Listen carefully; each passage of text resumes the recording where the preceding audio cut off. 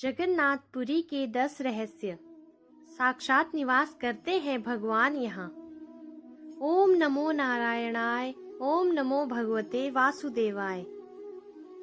माना जाता है कि भगवान विष्णु जब चारों धामों पर बसे अपने धामों की यात्रा पर जाते हैं तो हिमालय की ऊंची चोटियों पर बने अपने धाम बद्रीनाथ में स्नान करते हैं।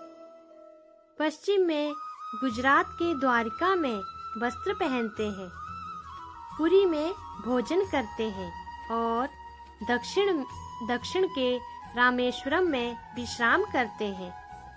द्वापर के बाद भगवान कृष्ण पुरी में निवास करने लगे और बन गए जग के नाथ अर्थात जगन्नाथ। पुरी का जगन्नाथ धाम 4 धामों में से एक है।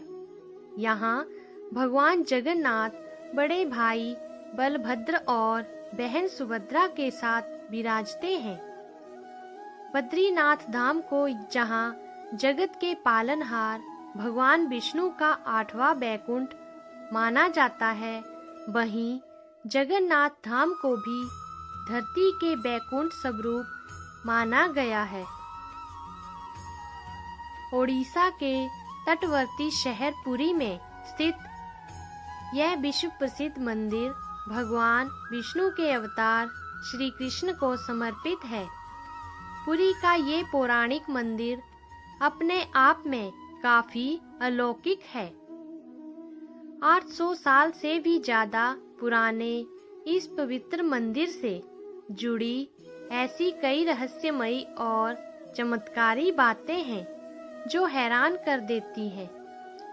इसका जवाब विज्ञान के पास भी नहीं है। आइए जानते हैं 10 चमत्कारों के बारे में। पहला चमत्कार, हवा के विपरीत लहराता ध्वज। श्री जगन्नाथ मंदिर के ऊपर स्थापित लाल ध्वज सदैव हवा के विपरीत दिशा में लहराता है। ऐसा किस कारण होता है यह तो वैज्ञानिक ही बता सकते हैं, लेकिन यह निश्चित ही आश्चर्यजनक बात है। यह भी आश्चर्य है कि प्रतिदिन सायंकाल मंदिर के ऊपर स्थापित ध्वज को मानव द्वारा उल्टा चढ़कर बदला जाता है। ध्वज भी इतना भव्य है कि जब यह लहराता है तो इसे सब देखते ही रह जाते हैं। ध्वज पर शिव का चंद्र बना हुआ है। दूसरा चमत्कार, गुंबद की छाया नहीं बनती। यह दुनिया का सबसे भव्य और ऊंचा मंदिर है। यह मंदिर 4 लाख वर्ग फुट में के क्षेत्र में फैला है और इसकी ऊंचाई लगभग 214 फुट है। मंदिर के पास खड़े रहकर इसका गुंबद देख पाना असंभव है। मुख्य गुंबद की छाया दिन के किसी भी समय अदृश्य ही रहती है। हमारे पूर्वज कितने बड़े इंजीनियर रहे होंगे, यह इस एक मंदिर के उदाहरण से समझा जा सकता है। पुरी के मंदिर का यह भव्य रूप 7वीं सदी में निर्मित किया गया।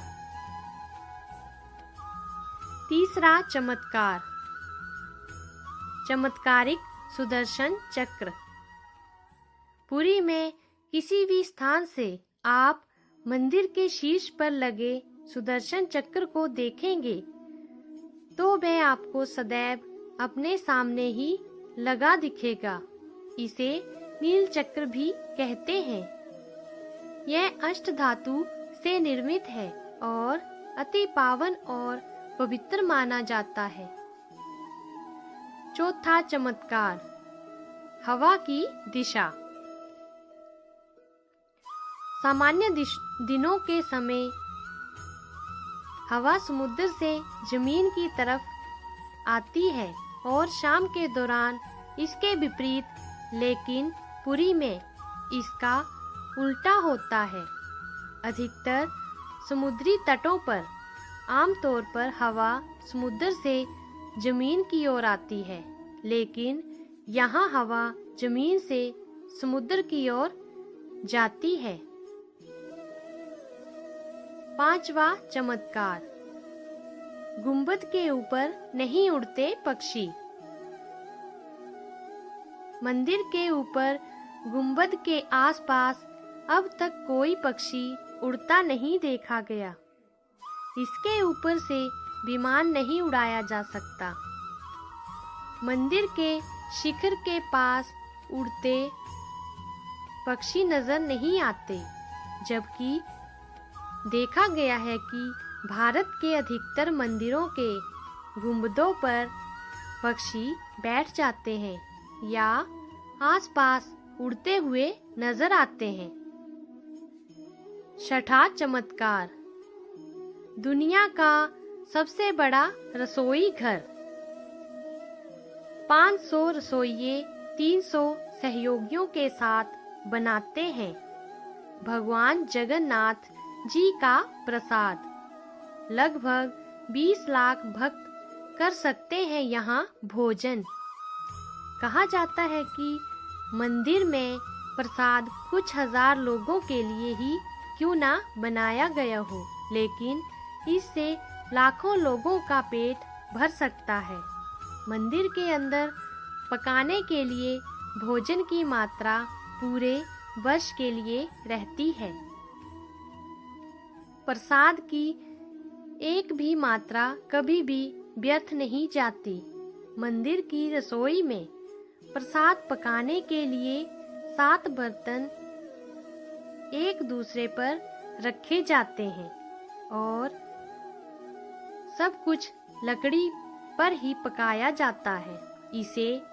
इस प्रक्रिया में शीर्ष बर्तन में सामग्री पहले पकती है और क्रमशः नीचे की तरफ एक के बाद एक पकती जाती है तथा सबसे ऊपर रखे बर्तन का खाना पहले पक जाता है ना चमत्कार। 7वां चमत्कार, समुद्र की ध्वनि। मंदिर के सिंह द्वार में पहला कदम प्रवेश करते ही आप सागर द्वारा निर्मित किसी भी ध्वनि को नहीं सुन सकते। आप मंदिर के बाहर से एक ही कदम को पार करें, तब आप इसे सुन सकते हैं। इसे शाम को स्पष्ट रूप से अनुभव किया जा सकता है।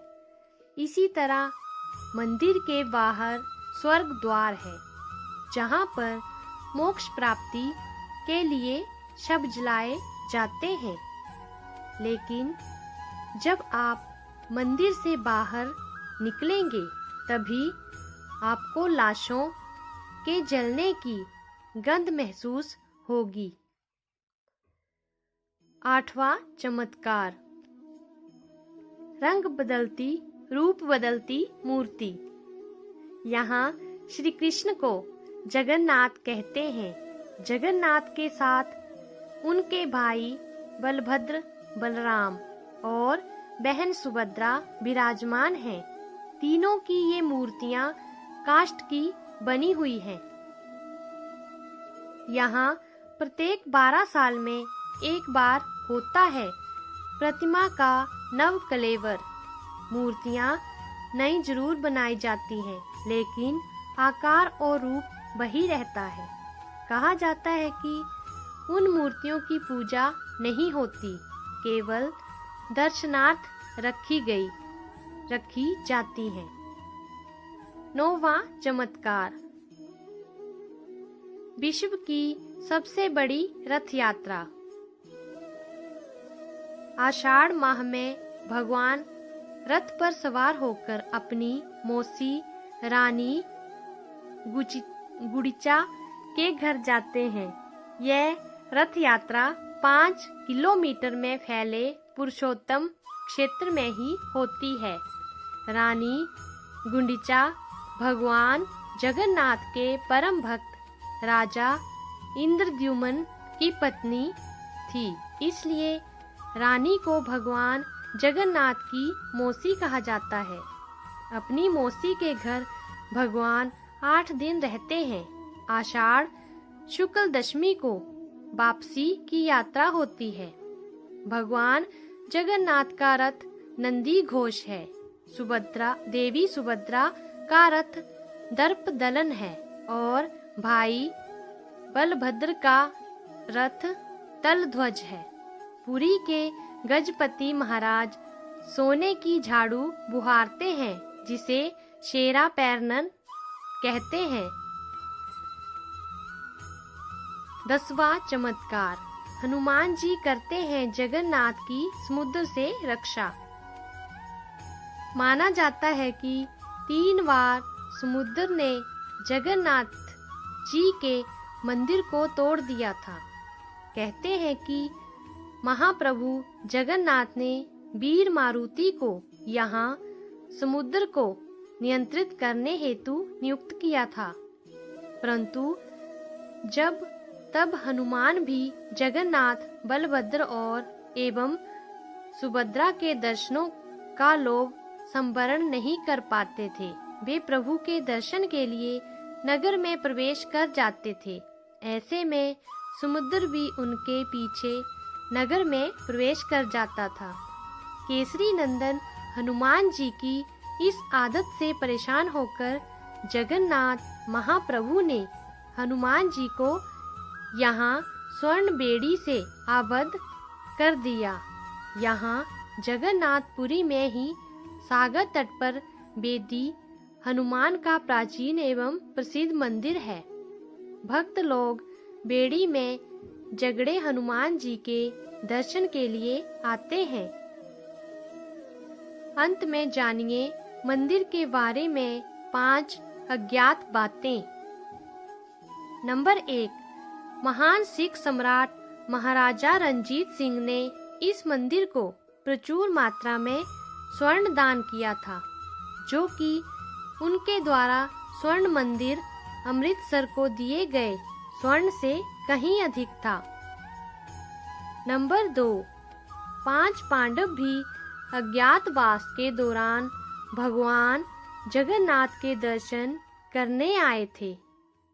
श्री मंदिर के अंदर पांडवों का स्थान अब भी मौजूद है। भगवान जगन्नाथ जब चंदन यात्रा करते हैं तो 5 पांडव उनके साथ नरेंद्र सरोवर जाते हैं।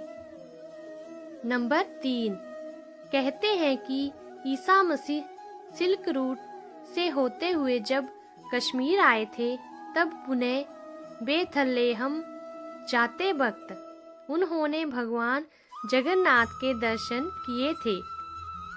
नंबर 4, 9वीं शताब्दी में आदि शंकराचार्य ने यहाँ की यात्रा की थी और यहाँ पर उन्होंने 4 मठों में से एक गोवर्धन मठ की स्थापना की थी। नंबर 5, इस मंदिर में गैर भारतीय धर्म के लोगों का प्रवेश प्रतिबंधित है। माना जाता है कि ये प्रतिबंध कई विदेशियों द्वारा मंदिर और निकटवर्ती क्षेत्रों में घुसपैठ और हमलों के कारण लगाए गए हैं। पूर्व में मंदिर को क्षति पहुंचाने के प्रयास किए जाते रहे हैं। दोस्तों, अगर आपको हमारी आज की ये वीडियो पसंद आई हो तो हमारे इस YouTube चैनल को लाइक, शेयर और सब्सक्राइब करें। कमेंट में राधे कृष्णा लिखना ना भूलें। आपका बहुत बहुत धन्यवाद। जय श्री कृष्णा।